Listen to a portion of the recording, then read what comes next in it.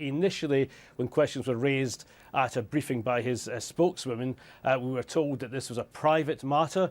Then Downing Street suggested that David Cameron didn't have any shares himself. The Prime Minister himself was asked about this a couple of days ago at an event where he was drumming up support to stay in the European Union, but he was also asked about this in the wake of the Panama Papers, and he gave more detail then. He talked about letting out his house, for example, and getting some money from that, but making it very clear again he didn't have any shares, and he wasn't investing in offshore trusts. Now it turns out that he has given more detail in an interview tonight, and he's told us that historically he did have shares in the trust set up by his father, a trust which the Panama Papers tells us didn't pay any tax in Britain. And what the Prime Minister says is that he and his wife had a joint account. They owned 5,000 units in that trust, Blairmore Investments, and they sold that in January 2010, when it looked like, of course, he might be on his way to Downing Street.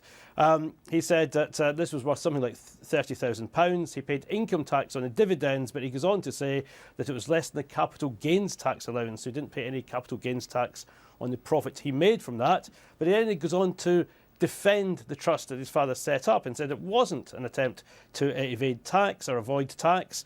It wasn't set up for that purpose. It was set up after exchange controls were lifted and allowed people to invest in dollar-denominated shares. That's what he did. There's many other trusts, thousands of other trusts set up in that way, and it reported its business to Revenue and Customs. So he said effectively that this wasn't primarily a tax-avoiding vehicle, although the Panama Papers make it very clear it paid no tax in Britain.